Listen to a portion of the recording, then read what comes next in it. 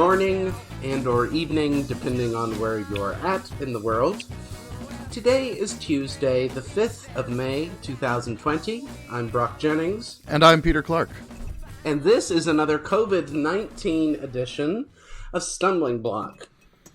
And today, I am very pleased to announce our special guest, a mutual friend of Peter's and mine, a candidate for ordained ministry and a senior at the Lutheran School of Theology at Chicago, the Reverend Seminarian Elle Dowd. Elle, we welcome you to our podcast today. Thanks for having me. Yeah, we're delighted for this, and we have a lot that we want to ask you about and get your perspectives on. But first, dear listeners, I've just got to tell you something about your executive producer, Peter Clark. Mm-hmm. You see, he had a birthday on Friday. I did, it's true. How old are you today, Peter? 52? No, I'm not that old. Somewhere between 35 and 40, closer to the 35 end. Ah, okay. So how does it feel to be 37? 36, but you know. I know, I'm just teasing you. When you're 40, I'll have a mock funeral for you. That's fair. So how'd you celebrate? By playing Dungeons and Dragons. Yes. Oh, you gaming people. I never figured the world of gaming out. Well, happy birthday, Peter, from your favorite co-host and evil systematician. Yeah, I know I've gotten old and I'm a dad because my favorite birthday present was buying my son his first base. I think I'm going to cry a little bit right now. That's lovely. Anyway, Elle, it's lovely to hear you again and to connect with you. We haven't seen one another. What's it been? About 2 years now, right? Yeah, probably since you left. Yeah. Yeah. Yeah, or since just before I left, so at least a year. Yeah. And Peter, you and Elle connected professionally somehow, right? Yeah, a couple years ago. Yeah. I had Elle come and talk at the church that I was working at, so. Oh, I remember that. That's right, because we actually gave a shout out to you on our podcast Yep. a couple of years ago. That's so exciting. So, you have a new book that you're contracted to write about Lutheran theology and white supremacy, right? Yeah. Yeah, so I signed a contract with Broadleaf Books, which is under 1617 Media and the same publisher that published Emmy Kegler's book and Lee Duncan's book. And so right now I'm in the middle of writing that. It's a little bit about kind of my journey unlearning white supremacy, not that I've arrived yet, but it reflects a lot on things I learned in particular during my involvement in the Ferguson uprising. Mm-hmm. Now, when you were in Ferguson, was that before you had decided to study theology and become a pastor? Well, I first started articulating a call to ministry when I was 7, but it was before seminary.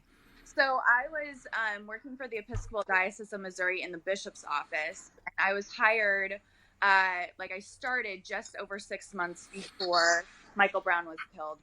So I kind of started this job, and then as I'm still figuring out what the job is, kind of transformed into being a street chaplain and a community organizer. And that was a big part of what I was doing. Yeah. Now, did you connect with Corla Masters on that? I'm trying to remember. Yes. So the first time I met Corla was at an action during something called Ferguson October, which was a campaign where people came from all over the United States, and there was a big weekend in October, and we were at a clergy and faith leaders action at Ferguson Police Department parking lot, and I was right up against the riot line, right by the riot shields. And, the police were pretty aggressive that day. I got beaten with clubs at one point, and at one point they're trying to push us over the riot shields, and there's a picture of Corla's hand along with a few other comrades of mine, physically bearing me up as the riot the shields are trying to like push us over. So that was like how I met Corla. And then her and Emily Heitzman and I were singing like a few different songs together in harmony when we were arrested. So that was like how I met both of them. Cool. That's awesome. Yeah. And one thing that I'm particularly interested in about your work, how do you see Lutheran theology as an aid to the ministries, I should put it in the plural, that you feel called to do in the church? Yeah, well, this is I'm really glad to have you here, Brock, because I'd love to hear like your thoughts on it too. The first time I actually read James Cone was during the Ferguson uprising. If you remember, lynching tree sort of came out during that time. Mm-hmm. So I was like reading a lot as part of just like my own personal devotion, but also kind of like my own learning for the job and just like for ministry. And so it really made a lot more real to me the idea of the theology of the cross, the idea that God is found sort of in most clearly revealed on the cross, most clearly in the crucified ones in our midst, and really the parallels that Cone draws between the experience of Black Americans and lynching was really illuminating for me at the time. And so then I went back and like read R. Thurman and some other classics, but really James Cone was really formative in my own understanding, which I know you've worked a little bit with too. Not only in the past, but Cone is the culmination of my doctoral dissertation. Yes. So now James Cone was not Lutheran. He was AME Zion, I believe. Yeah. But yes, I think there are strong connections to a Lutheran cross-centered theology and faith, and I think those are connections that are not often explored, and it's a shame because so we had Linda Thomas on a couple weeks ago. Oh, that's great. And she spoke of her pastor Otis Moss in Chicago saying when he was at LSTC that Lutherans have this great theology, but we've put it in a museum. Yes. You know, or we keep it locked up in a museum. I can't remember the exact phrasing, but that. And I think when we look at Lutheran theology through people like James Cone, it revitalizes the radicality of what Luther was trying to do. Yes.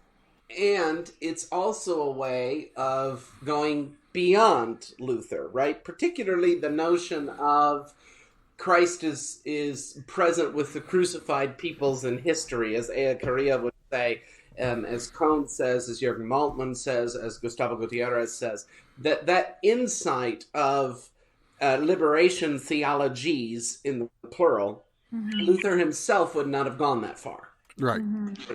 So we move then beyond Luther with people like James Cone, and I think James Cone is especially important because of what's going on both in the United States and the world. Yes. In the moment, there was a Catholic priest who was, I believe, African. It was somewhere in Germany. It was to the north of where I am. And a parishioner told the priest that he didn't want his child baptized by a black man. Oh. You know, don't tell me there isn't racism even here in Germany. Right. And, yeah. And Dr. Thomas had sent me that article, and I was just appalled, you know, shocked. Something I'm preaching on this Sunday, actually, coming up, where we have Stephen, and in his kind of like speech that he gives before the council that gets Stephen killed, he talks about, you know, we look back throughout history and there's these stories of our ancestors, and then of our ancestors, there's the people who are obedient to God, and then there's the people who sort of like oppressed, ignored, and crucified those people, right? Mm-hmm. And Stephen's like, that's who they're playing in this story right now.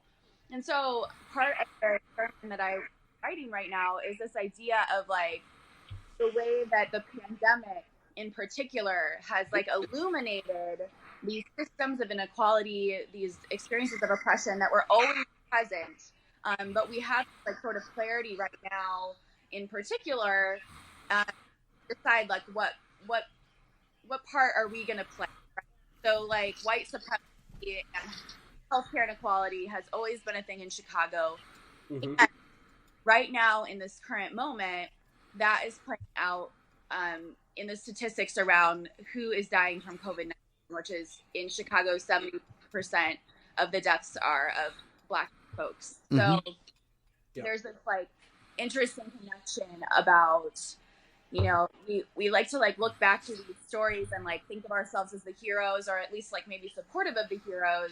And this story really challenges us to be like, okay, is that the role that we're actually actively playing in our lives here? Yeah, it's really interesting. I mean, you're someone who's done protests. I'm someone who's done protests. To see the difference in the reaction to the police, you know, my protesting era was the second Iraq War, the Bush administration, that kind of thing, where I was literally across the street from being arrested. You were protesting the Bush administration? Yeah. Okay. I'm impressed, but come on. Compared to what we've got now, Bush seemed wonderful. I mean, God, I miss the guy. Oh, gosh. Well, he's still a war criminal, but you know, right now it's like, at least, I don't know. Right now it's such a disaster. It's like, but yeah, actually that was the first time that I got in trouble for formally protesting. I was in junior high and protested by like in sort of the spirit of like the Vietnam War protests, wore like a peace sign bandana and got in trouble because it was like against dress code. And so I was like very precocious and quoted Des Moines versus Tinker, you know. Oh yeah. Case. Nice. But yeah, that was when I stopped standing for the pledge and the national anthem when it happened and stuff in school, was like when we entered the Iraq War. It was like the beginning of my disillusionment a little bit. Yeah. And you were junior high at that time? Yes, I was like, I'm pretty sure I was 13, like 7th or 8th grade. Wow. Yeah. So your story is a little bit similar then to Joan Baez. If you're familiar with her music from the 60s. Mm-mm. She got in trouble during a drill in school, but she refused to cooperate, and she wasn't much older than you are. And she went on to become. Wait, do you know Joan Baez? No. Oh, with all the work you do, Joan Baez is your ally. She's the grandmother of the protest movement since the 60s. She was the queen of folk music. Cool. I'll have to check her out. Yeah, because your story is reminding me of her a little bit. This notion of refusing to stand for the national anthem and say the pledge and all of that. It took me until I was in college, and actually when I discovered the music of Joan Baez was when I began to do the very kind of questioning that you both have spoken about. I think I just waited a little longer than the two of you did. Well, I think that's really normal, and it actually speaks to that quote that Dr. Thomas brought up about, that Otis Moss said, about how Lutherans have this great theology, but we keep it like locked away in a museum. Because I think, I know, Brock, you didn't grow up Lutheran, but I think this is true. This is true of like a lot of people who are Lutheran too, is that we sort of, we have all these great seminary educated pastors and deacons and theologians, and most of us don't have access to any of those discussions until usually college. And so many of my peers had this experience of growing up thinking that the Bible was something that it wasn't, and that like the Bible could only be read one way, and that somehow we could come to any piece of literature, let alone scripture, sort of like without biases and just like read it. Yeah, I was blessed to grow up with seminary educated parents who were very into that and who let me, question things. And I still don't know how this happened, but I got into speaking of political awareness, I got into the comic Doonesbury when I was in high school. Wow, yeah. You're the one who waited until college? What was wrong with me? And so I knew more about the Vietnam War in high school than any textbook had ever taught us, because I was reading, Doonesbury's commentary on it, Gary Trudeau's. Yeah. I didn't even hear about the Vietnam War until I was in college. Really? Wow. I mean, okay, so I think you and I might share this in common, but I'm not sure. I'm a huge fan of the X-Files. You are too, aren't you? Have I misjudged you? No. Oh, I've confused you with somebody. Well, darn, I was really hoping to have this special moment of X-Files bonding, and I can't do that now. The Vietnam War was featured somewhat in the X-Files, and so I knew that from the show, but never in X-Files was more really about the Cold War than the Vietnam War. But it wasn't until I was a senior in college. It was the same semester that I learned about Joan Baez, where I really began to learn about the real Martin King. That Martin King was not the, I just want to break bread with the white people and let us all love one another and get along. And, I really began to learn the radical that he really was and why he was killed. And I learned the Vietnam War, and I learned Joan Baez all in the same semester. And then I went out to Berkeley, California for seminary because I was so enthralled by all of this that I wanted to go study theology in the heart of these movements. Yeah. And I think there's a lot of people who have this sort of experience that they get to college and it's like their whole world breaks open a little bit. They're like, oh, there's different ways to interpret scripture. Oh, maybe the sort of politics, depending where you grew up, that I was surrounded with, there's more and nuanced sort of positions on this. Mm-hmm. So it's another example of, honestly, our failure in Christian formation to really expose people to that throughout their developmental stages, from the beginning, and to promote that kind of critical thinking. Because I know for some of my peers, this revelation sort of coming in college felt a little bit like a betrayal, for one, mm-hmm. and for two, it was sort of a death blow to any sort of trust with religious figures, because it's how did you all have access to all of this sort of thought and perspective and hermeneutics, and you kept it from me, right? It was a breach in trust. So that's one of the reasons I do a lot of projects around education with young people, is because I think we spend so much time unlearning the BS to try to open ourselves up to relearn something better. What if we just what if we could skip that step, or at least reduce it, and not spend all this time unlearning this sort of mess that we usually internalize, and can just kind of spend all those years just learning and exploring and getting to be creative and figure out our own, be empowered to be our own theologians and be in conversation with all of these ideas. So mm-hmm. That's for example, I do queer theology with elementary age kids, because there's a lot of reasons. Yeah, there's a lot of reasons I do it, but one of them is to empower them, sort of, kind of like how Luther says we should, Luther is all about putting scripture in the hands of the people. I think it's important for even our 7-year-olds to have access to these kind of biblical interpretations and discourse, so that and add their own perspective. Yep. Well, it is certainly a way of putting the scripture in the hands of the people. I'm not even sure I would be brave enough to do that with 7-year-olds. I admire you. I think you'd have to be in the right context to do it, right? I mean, I don't think you go to some parishes, and I don't want to be stereotypical, but I'll be a little bit stereotypical. You go to more rural areas, you might have a bit of a harder time. Yeah.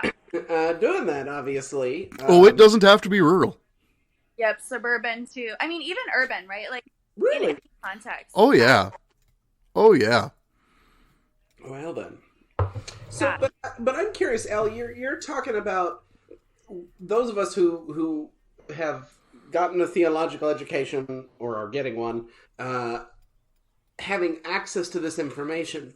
But I'm not sure that pastors who go to what we might call mainline seminaries really do have access to this education, right? You've got to go looking for it, number one. You've got to be open to it, number two. Number three, you've got to be committed to doing the work in the parish as a teaching theologian, as a public theologian. And number four, you've got to have enough bravery to challenge your people who may think differently than you do. And so I'm not sure that anyone, who does a mainline theological education really keeps it. Yeah, I think it depends. It does depend on where you're at and your program, but I would say this is even true of things that I would say, like, even just like typical mainline things that would be learned at typical mainline denominations. Like, I didn't have any sort of knowledge of the historical critical method until college, right? So, like, even stuff like that's like maybe considered like less spicy than Black liberation theology or queer biblical interpretation. Like, just like the simple idea of, like, the historical critical method, or even like a hermeneutic of suspicion, or any of those sort of like very just like intro to how some people read the Bible sort of stuff. I actually don't think that we spend enough time with young people like introducing those concepts, because they're like really important. And honestly, a lot of it, especially like a hermeneutic of suspicion, is something that's like innate, that actually the world like presses out of children, right? Like these questions, children have like a gift for asking sort of like unfiltered questions and creative questions.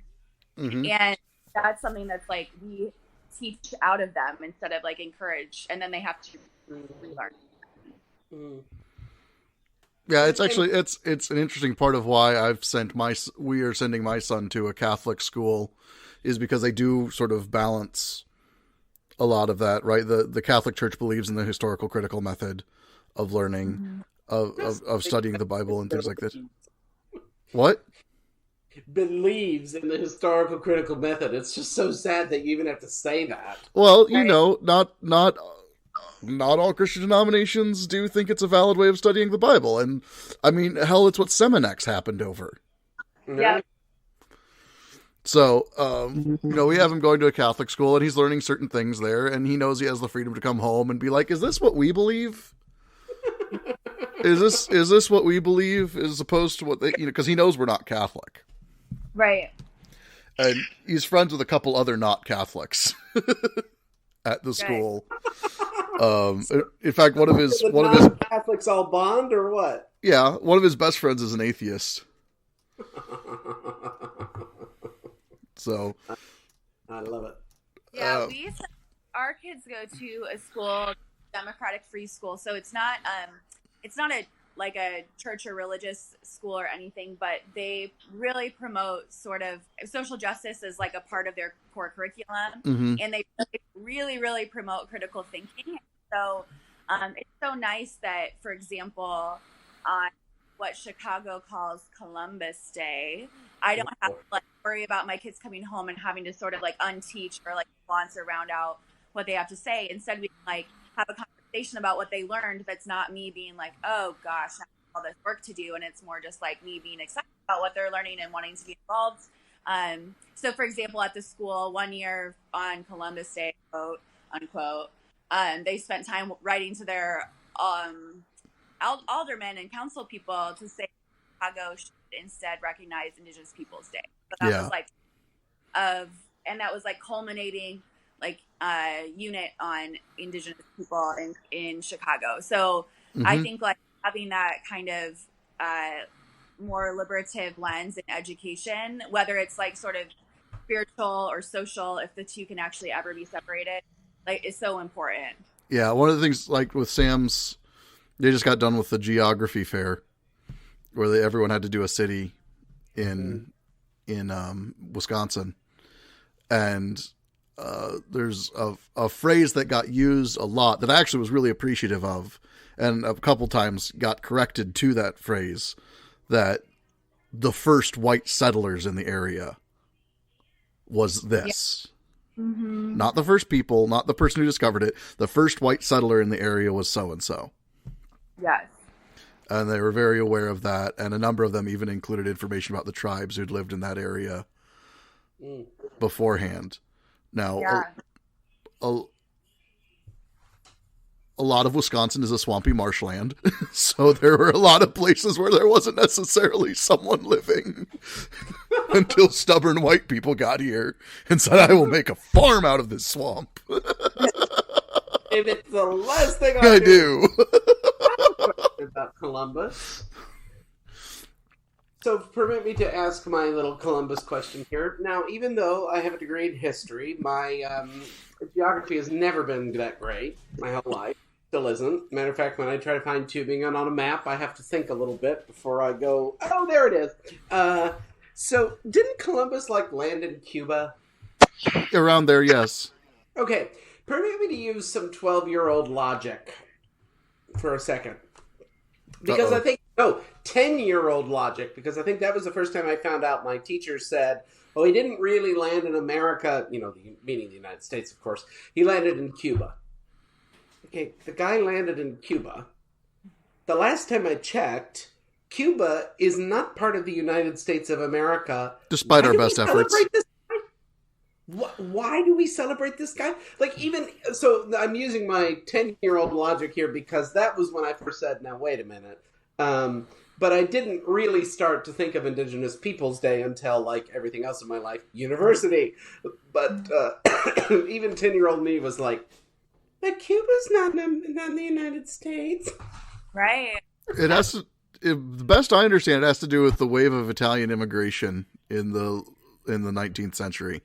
Oh, I think all the world's problems could just be blamed on the 19th century. Yeah, I'm an Italian American. My grandpa United States after the war. Yeah. So it's a big part, of who I am, and sort of it's a recent enough sort of family memory that it really impacts me. And it always just kills me when the sort of justification for keeping Columbus Day around is it's something for Italian Americans to celebrate, because I'm actually, do you know how many great things there are about being an Italian American? How many great Italian Americans there are, or how many things about Italy or Italian Americans there are to celebrate? Could we have National Cannoli Day as a federal holiday instead? I'm down. Cannolis are not raping and murdering and genociding people, and they're awesome. So it's always that's one of my frustrations too, is the way that sort of my culture is used as the shield for further sort of pan-white supremacy of oh, well, it's for those Italians. And I'm did you ask me? No. And there are, I've come across maybe one or two usually older Italian Americans who feel defensive about this, but no one that I know, Emmy Kessler is also an Italian American. Yep. None of us are yeah, Christopher Columbus. We're wow, what an embarrassment. And even at the time, not great. So this is a funny thing that I've noticed. This is a kind of a sidebar, but there's sort of this cluster of folks I've surrounded myself with who are non-Scandinavian, non-German Lutherans. Like you, Emmy, Dom Guido, Margaret Mary Kelly, and we're all either Italian or Irish. Yeah. It's this weird little cluster. Does there's that... No, I was going to say there's something to be said about it, because obviously, I am not one of those people who's when we talk about white supremacy, try to be I'm Italian, Irish, but there is sort of, it's kind of with rich people, there's old money and new money. Yeah. There is hierarchy within whiteness. There's kind of old white, new white. Our ancestors and also us have always had this sort of choice in front of us, which is assimilate for the sort of protections of white supremacy, or sort of our culture and the other. Mm-hmm. My ancestors made various choices within that to survive, and like I don't fault people. I mean, I fault anyone for I fault all of us for buying white supremacy, but I also understand that like it's like a difficult choice to be like, am I gonna teach my kids Italian? Am I gonna whatever?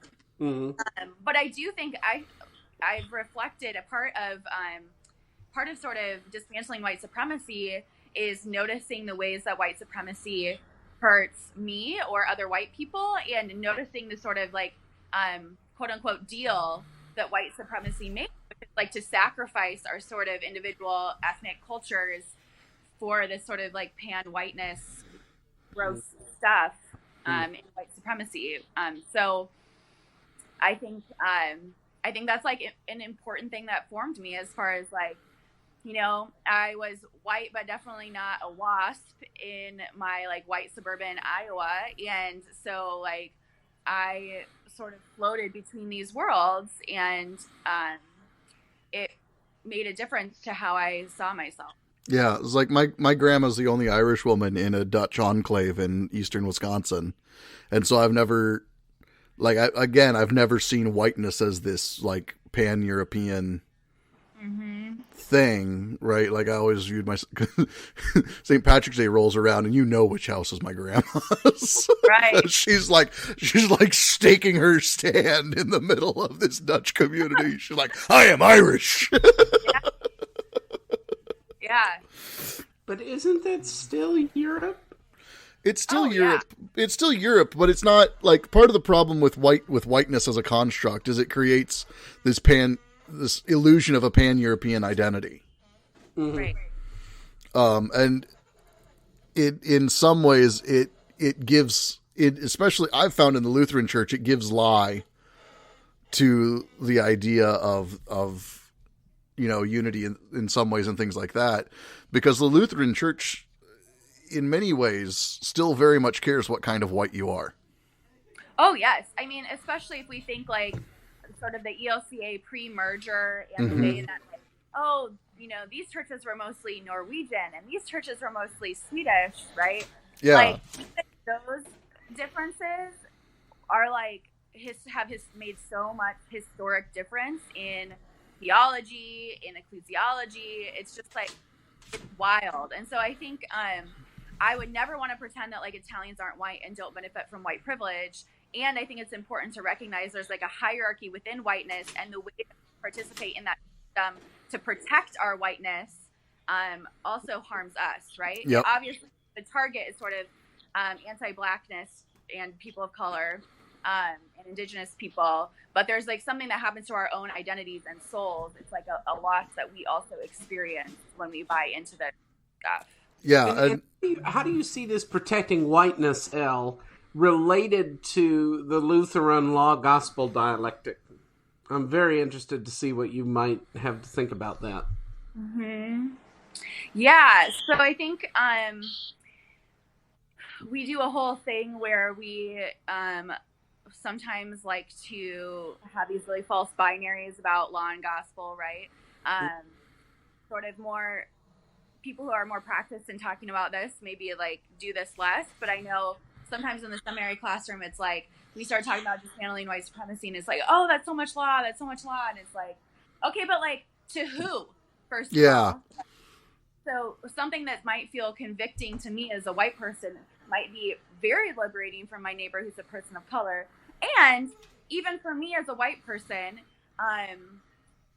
there is something important to my liberation that includes dismantling white supremacy. And so I don't want to like get totally like muddy, like there's no distinction between law and gospel or something. But I feel like there's certain power dynamics that have to be examined around like every time something feels uncomfortable doesn't necessarily mean that's law and not gospel. And like obviously the law serves important purposes too. So I think I care a lot about justification by grace, and I think that's I think that actually has a lot to say about dismantling white supremacy. And the reason is because the way that whiteness as a culture sometimes works to protect itself is that there's this like huge fear of being bad or failing, because and so we don't want to be racist, right? Because if we're racist, we're bad. And if we're bad, we're failing.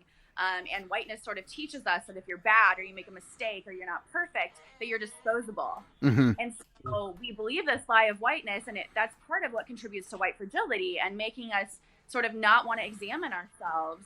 And so justification by grace reminds us that, like, we are captive to the sin of white supremacy. We cannot free ourselves. It's like bigger than us. It existed before us.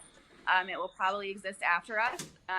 And so we have to rely on this grace in order to do the work, and we will do it perfectly, right? So I like that's been really important to me, because I still frequently fight this urge within me to be like one of the good ones, right? Mm-hmm. Like, but I like try really hard, and I like, protest, and I have Black kids, and like I'm really not that white person, am I? And it's like, well, actually, yes. As soon as I start like thinking and acting out of that place, like I am being that white person, So I think it's a really important theological construct or concept that can fight this part of the white construct and white culture, so that we actually do this work sort of like for the sake of our own liberation and for our neighbor. That's like why I spent a large part of college looking for an identity other than white. Ended up, I did. I found Irish. And there's a part of me for a while there wondered if I was Irish enough to call myself Irish, but I looked into the history of Ireland. Ireland's the original melting pot. The history of Ireland is a history of invasion. There is no native Irish people. There really isn't. They're just, and it's always been a history of assimilation, of absorption of other cultures coming in. And that's been a thing that I've been able to teach my son. That's a thing that I've been able to hold on to. So this thing we're talking about, where you talk about it as law, it really was gospel for me to dismantle my whiteness and to say, no, I'm not going to fall into this pan-European mythology. I'm not going to hold up my Irishness as being better than anyone else's identity, but it gives me something to hold on to that says, in many, we all have these different cultures that we come from. Yes. And this is how we hold on to that, and this is how we do that. So it's the culture that it's the cultural stuff that gets dangerous when it becomes, you're Lutheran because you drink coffee. Oh my gosh, LSTC. I'm going to critique LSTC right now. Since I'm not there anymore, I can do it. I still want him here, so I don't know. Well, you're braver than I am. I had to wait until I actually had my degree, and then I felt like I could. They posted this stupid Facebook meme in the fall about Luther and coffee.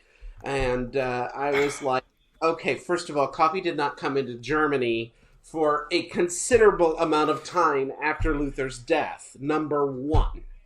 Number two, you are perpetuating cultural Lutheranism when you say this. And so I put this on the, and I got all mad about this on the church-wide page, on the LSTC page. I was just grumpy cat. Finally, Kurt Hendel wrote something. Of course, they put Kurt Hendel's saying up there. He was basically saying the same thing I was, but with more, shall we say, finesse. Yeah. I was more like, how can people be so idiotic as to put this up?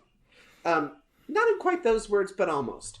And then the church-wide page puts up, in him is light, and there is no darkness at all. I don't know if you remember this meme. I remember this. Yeah, I commented on that too. Oh my god! This is why I don't follow the church-wide page anymore.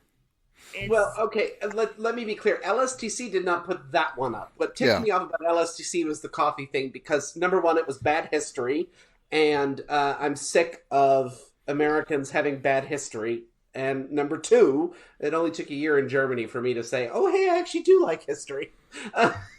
And getting a historical supervisor as the second for the dissertation. So it was bad history, I didn't like it. But number two, it was the cultural reinforcement of we're Lutheran because we drink this. So LSTC, that was a minor sin. Churchwide, it was far worse. Yeah. There's some churches on the churchwide page, like they'll promote, like Rebecca or I think she's 13 now, trans girl who spoke at the churchwide youth gathering a couple years ago. It's like every once in a while there's these like gems, but then when these gems happen, then the comment sections are such a disaster. So it's hard. I think this idea of sort of resisting cultural Lutheranism because it's like inherently exclusionary and also incorrect, right? Like there's the vibrancy in the Lutheran Church right now is in places like Tanzania, not necessarily like in the Midwest in the United States or something, the upper Midwest. But Thank you for sparing Tübingen from your critique. I'd have been a little sad if you were like, well, not Tübingen. I mean, I don't know. I'm not there, but I just know, the fastest growing Lutheran churches are like Tanzania and other sort of places in the global South, and have like a lot of things to teach us. And I've learned a lot from Lutherans sort of internationally. But that was sort of like the core idea behind decolonized Lutheranism, was sort of being frustrated by the way that these cultural markers became these jokes, became these sort of like insider outsider language about who's really Lutheran, who really counts. And it was, the kind of jokes about sitting in the back pews or, hot dish or casserole. And it's like, listen, those things are like, might be an important part of white upper Midwestern Lutheranism. But that is not like what Lutheranism is. And the gifts that Lutheranism brings to the world is not casseroles. It's like, hey, I love a good tater tot casserole, okay? But like, that's not like the gift Lutheranism brings to the world. The gift that Lutheranism brings to the world is stuff like, simultaneously sinner and saint, and justification by and law and gospel, and those sorts of things. And we miss out on that when we just tell these like Sven and Ole jokes or whatever all the time. Like, they conflate Midwesternism with Lutheranism. Although, Elle, I love the fact that you did at least make the jokes gay with Sven and Ole rather than Ole and Lena. There's lots of Sven and Ole jokes that are non-sexual. It's true. Oh, see, this is how I know that I didn't go to Luther Seminary, Peter, for my original theological education, so I missed out on those. Oh, see, I grew up. I spent 8 years of my life in Minnesota before I was in high school, so I know a lot about the northern Midwestern culture separate from Lutheranism. Ah, yes, and that's where you had that fabulous Latin teacher. Elle, would you believe it? That Peter was taught Latin when he was a child, like it was a living language. I am so jealous of him. Oh my gosh, I want to admit my envy publicly. That is awesome. Yeah. But when we talk about this cultural stuff, so I'm not gonna lie. Today I picked up some Bitburger German beer from the supermarket, and the first thought that went through my head was, oh yeah, now I feel like a German Lutheran. And then I went, hand slap. Don't stop doing that. Stop that sentence after German. Now you feel like a German. Yeah, I think one thing that Lenny Duncan said to me that really made a lot of sense was, people, I'm not saying you, but like people can get a little defensive or fragile when we're like, Lutheranism isn't casseroles. They're like, but I love casseroles, and that's my Lutheranism. And Lenny made this really beautiful liturgical comparison about Lent, and then even just like Maundy Thursday and stripping the altar, about how sometimes there's like seasons within the church where we sort of strip everything down to like its essence, and that there's something really powerful and important about that. And so it's not as if we're saying like people who eat casseroles are bad, or like you can't, that's not part of the Lutheran experience. Right. As much as I would love to say people who eat lutefisk are bad, I can't. Yeah. But yeah, like the point is more like there's all these things that sort of like are not Lutheranism, but can hover around certain expressions of Lutheranism. And when we start to get confused, it's time to do that sort of stripping of the altar to get a little bit clear about like what it means to be a Lutheran. Because if we think that hot dishes, then we're not doing deep dives on the great theological contributions that we've made to the world. Well, and I would like to say just from now, because Tübingen is actually not officially Lutheran, right? It is, but it isn't, but it is, but it isn't. Anyway, if you can hold that paradox together, good for you. I have a hard time. But it sort of caused me to think more broadly, rather than Lutheran, to say the German evangelisch. Mm-hmm. Evangelical, in the sense of gospel, not in the sense the way the right has butchered it with all that. In German, this is where the German language is really helpful, because you have evangelisch, which is what we mean when we say Protestant, and then you have evangelical, and that is what we as Americans think of evangelicals. Mm-hmm. So I began to think a little more broadly in terms of evangelisch. And so it's not just what do we bring as Lutherans, or rather, what is it to be a Lutheran? But really, what is it to be a Christian? What is it to be a confessing Christian in these times where culture is so? Culture, in this case, at least as Lutherans, culture is obscuring the gospel, particularly for outsiders. Yes. Lutefisk, I have been a Lutheran excuse me, 1 second. I can't do math. 8 days. I will have been a Lutheran for 10 years. Happy birthday.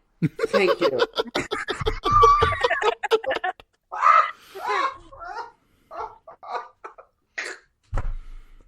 Oh, wow. Thank you for that. I don't know how I'm going to get my composure back after that one, because on the 13th of May, 10 years ago, was the event that kicked me through the door of the Lutheran Church. It's also, by the way, the 13th of May is this year will also be the 2-year anniversary of Vitor Vestel's death. Oh. I was not ready for that one to happen on the 13th of May. Let me be clear. No, I think a lot about how we really need him right now, because of the pandemic, the way that we are really exploring what it means to do church online, or some people say digital, or some people say virtually, right? And Vitor did so much important work with sort of like space and place. Mm-hmm. And I'm just like, oh my gosh, I wish I could ask him some of these questions, right? And hear from him about this present moment. You know, we can sort of like read stuff and put it into conversation with what's going on, but I wish that I could actually just hear him in this present moment and hear what he has to say. Yeah, exactly. I wanted to just step back before Vitor, and then let's come back to this question about space and community and all of that.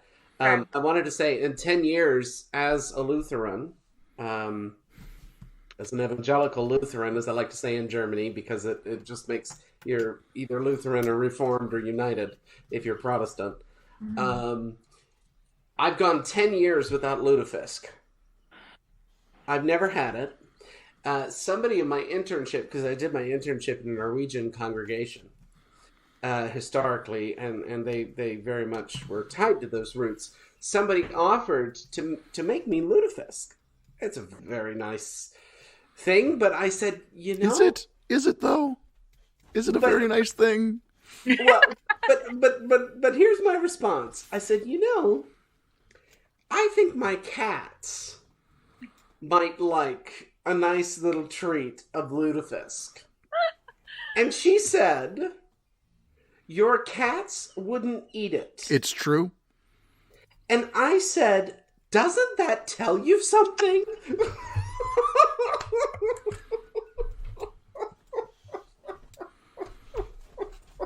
I have had what has been declared by multiple sources, published sources, to be the best lutefisk in the state of Wisconsin.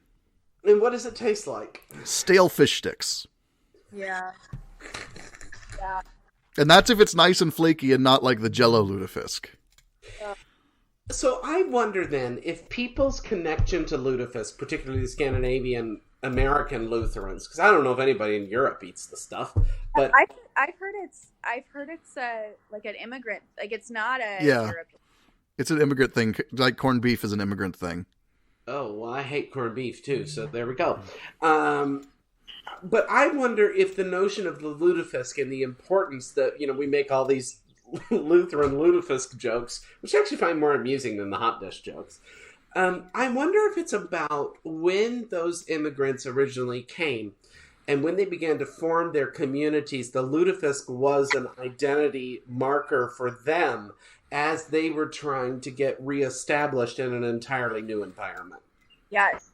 Yeah, there's a lot of stuff like that, I think, that has sort of become part of European Lutheran identity in churches. I think about a lot of the flags, American flags in churches, German Lutheran churches, who felt like they had to sort of demonstrate allegiance. Mm-hmm. Had to prove something. Right. And so I think like what we could do and what we often fail to do is to like get at sort of like the root of that history underneath and then use that as fodder for solidarity instead of supremacy, right? So like, oh, you in this church, you were a German Lutheran church, you have this flag, or you were an immigrant and you have this like food that we think is weird. Like, who else might be having these experiences of feeling different, or who else might be having to feel like they have to like prove their allegiance, or else, they're like in danger somehow. And how can we like show up for people as opposed to sort of like clinging to these symbols and forgetting like what's the history behind them, and then they become like this other thing entirely, that being like a shield really for white supremacy, because it's like it's about, I don't know, it's about like this like defensiveness as opposed to like really getting behind what's not. Yeah, I can tell you, if it's deep rooted enough, that can still be a hard sell from personal experience, that people will be like, well, we assimilated, they can too. Oh yeah, I've heard that. I mean, I even heard similar stuff like that from not exactly that, but from my grandpa. And I wish he was still around now, because I would love to like conversations about it. But that's like, there's like a lot of very stuff is like deeply entrenched, right? Like people don't necessarily have like self-awareness about why they're like white knuckle clinging so hard to these particular things, and sometimes people have a lot of sort of internal work and communication before they can conversations. That's like something I have, another thing that I've talked a lot is, with so many of these like most important issues that we're talking about right now, have to have the conversation, or we have the conversation, and it's very hard. So for example, time that I teach about like queer theology with kids, or sort of stuff like that in a lot of places be a difficult sell. At St. Luke's in Logan Square, not exactly a difficult sell, but people were really uncomfortable still, I think, just because they're like, what is this? Anything new is kind of like, what is this?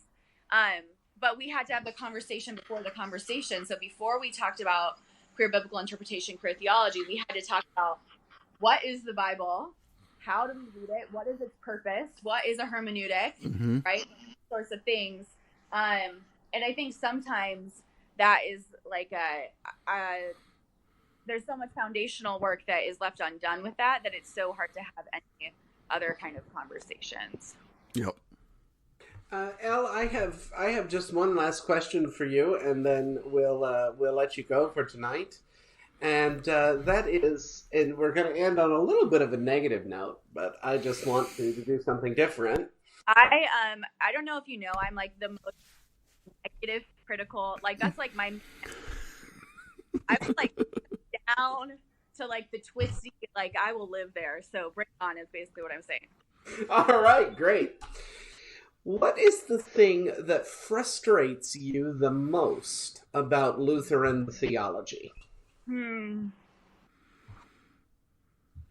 It's really easy for me to think about like sort of our ecclesiology right now in the ELCA, what that theology, I have to like think for a second. I got it.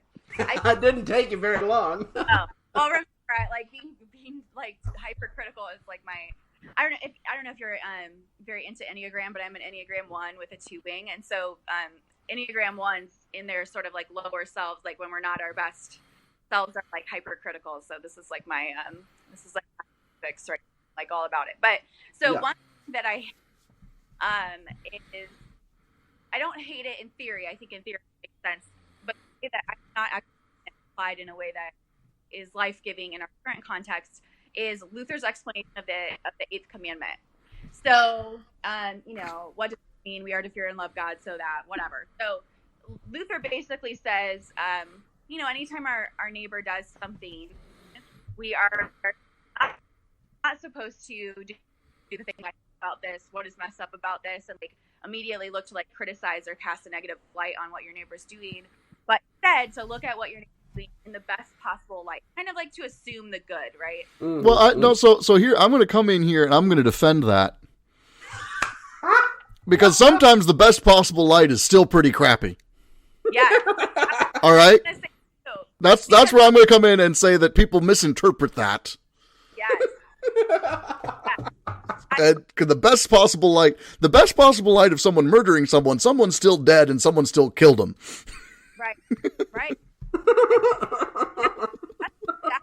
And I think Corla has actually said that too, that requires honesty and sometimes like acknowledging that the best possible light is still not great. But I think this problem is a problem that is in white upper culture, which one, the worship of niceness. Yes. And then two, sort of like fear of confrontation, which is like related. And then three, I would say like a lack of power analysis, right? Mm-hmm. So there are a lot of situations in which I should assume sort of like the best possible interpretation. And those situations would be when I am on the upper hand of like a power dynamic. So I think about like with my children, right? Children are an oppressed class in our society. My children are Black girls who are immigrants from a Muslim majority country. So, if my kids are go of it, because our power differential is so great, it is really important for me to like come in there with questions and curiosity and to really sort of like support them as they figure stuff out. Mm-hmm.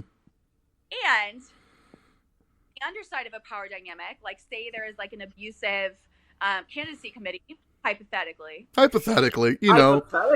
or a hypothetical, church council that's out to get their pastor. Never have we seen this in the church. Yes, no. So in those situations when there's like a huge power differential, it's important. One thing I said actually in my exit interview at LSE was like this, basically, was that first of all, we use pastoral as code words for nice. That's true. Being a pastor is also about being honest, about guiding people and stuff, and that frequently niceness prevents true kindness, which actually sometimes we're so nice that we sort of like prevent the process of reconciliation because we don't tell the truth. The problem. But something I said to LSCC is that there's this like on being pastoral that I think is really important. I think we have a too narrow view of what that means. But something I said was like, I am pastoral to the people that I pastor. The administration of LSCC has power or like I'm on the underside of that power differential. It's actually not my pastoral to you. If anything, like you can be pastoral to me as like someone on the power differential, receive my anxieties and help guide me, right? Not the So I think this lack of power analysis sort of like flattens everyone's experiences as if we all come from this, and then kind of coats it with this niceness that obscures the relationship. And I would say that I agree that I don't think that's the original sort of meaning behind the and where I mostly see it from is, how dare you call me like a racist, right? For this thing. Like that's not nice of you. Can't you interpret my white supremacy in the best light. So Your white supremacy in the best possible light is still white supremacy. Yes. It may be learned. It may be, we can maybe assume that, you don't know you're a complete jerk, but but it's still white supremacy, and it's still hurtful, and we still need to fix it. Right. And these things are like harm our own souls too, right? So it's important. Like a pastoral thing would be like help sort of dismantle and work towards like a liberation of that. So that is my answer, which again is like less, it's less probably what Luther intended in the original context of the way that it's used is mostly as like way on truth telling. Yeah. Sure. Yep. Reverend Seminarian Elle Dowd, we want to thank you so much for joining us tonight. It is lovely to connect with you again, just on an interpersonal level, and until a few days from now, when Peter and I come back to you, I'm Brach Jennings. I'm Peter Clark. And this is your friendly neighborhood Lutheran theology podcast, Stumbling Block. Stumbling Block is a production of Silver Turkey Studios. Our Patreon producer is Ben Dittman, our executive producer is Peter Clark, and our executive director is Brach Jennings. Our theme music is by Mirrors for Windows, and we are hosted by Podbean. We can be reached by email at stumblingblockpodcast@gmail.com. Please consider supporting us at patreon.com/stumblingBlock. And as always, thank you for listening.